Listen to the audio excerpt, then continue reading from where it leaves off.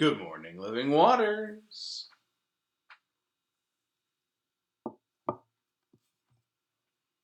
It's almost Friday. One more day to go. All right. We're in the New Testament now. And this one I'm very excited about. We're talking about Underdog Martha, as in Mary and Martha. Luke 10, the end of the chapter, right after the Good Samaritan, by the way, which is an interesting connection. We'll get to that in a second. Mary is learning from Jesus. Martha is doing all the chores. And I've always felt like Martha, come on, she's doing all the work. Why is Jesus, shaming this, right? Martha asked, real quick, Martha asked in verse 40, Lord, do you not care that my sister has left me to do all the work myself? Tell her to help me. But the Lord answered, Martha, Martha, you are worried and distracted by many things. There is need of only one thing. Mary has chosen the better part, which will not be taken away from her. Martha is busy. She's preparing. They have a house guest who was unexpected. She's cleaning and cooking. This is Jesus' way of saying, that doesn't matter to me. And you gotta remember, in the society, it's an honor-shame dichotomy in which the whole social structure works. To have a great teacher, which is Jesus seen at this point in his ministry, in their house, and it's dirty, there's not food, etc., etc., would be a great shame upon the whole house. So Martha's upset with Mary because Mary's not helping her save face. That's where we get the expression from. However, Jesus saying it doesn't matter.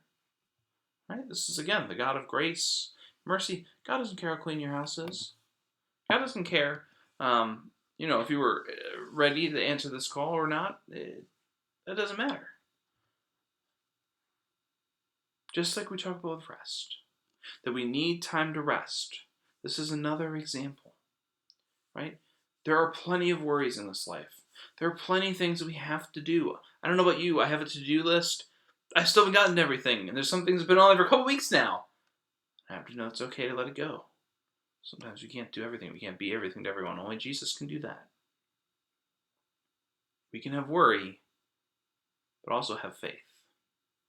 This is the lesson from Underdog Martha today, because Jesus is saying what matters most is our faith. Not the social obligations, not the to-do lists, not all the worries, the chores, the things that you know are coming down the road. Yes, as Jesus previously said in his ministry, let tomorrow's worries be for tomorrow. Focus on today. Martha's so focused on fixing the house and being up to social code that she's missing time with the guest, which is the whole point, right? This is not dissimilar to, the passages where Jesus is talking about it's not what you eat that makes you impure, but what comes out of your mouth. You're missing the point, right? And I wonder in our lives, sometimes when we're so busy, right, we're jumping, we ran that marathon we talked about on Sunday, and we're ready to run on that next stage in our life, whatever that is. We're jumping back into church, we're jumping back into school stuff, we're jumping back into sports, we're jumping back into the classes and events, and neighborhood things and obligations, and all the chores that we haven't been able to do that we now can again. We're all jumping back into it like nothing happened. And we're missing it.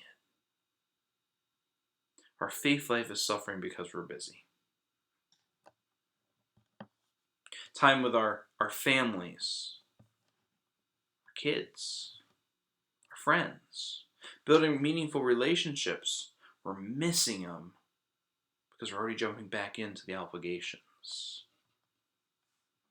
That's why we're doing Tuesdays together, by the way. Community, connection. We're focusing on the things that matter. At the end of the life, no one's going to be like, hey, how many windows did you clean? Yeah, I cleaned more. Oh, yeah. No. No, you talk about your friends. Talk about your experiences you had together. I'm not saying live in filth. Don't get me wrong. I'm not saying that either. But I think as you come out of a pandemic, we need to be intentional what we're jumping back into. Yes, we don't want to be in the pandemic life forever, where we're, stuck in our houses and nothing to do. I'm not saying that. We should jump into things that we're passionate about, that give us energy and life, that are meaningful to us. Yes, these things are good. But we should think about it first. We should pray about it first. We should be intentional what we choose to do with our time, realizing how those decisions affect the things that truly matter in our lives. That's the lesson from Martha today. All right. So I told you it was a good one. Great one. All right. We wrap it up tomorrow with a favorite underdog of mine.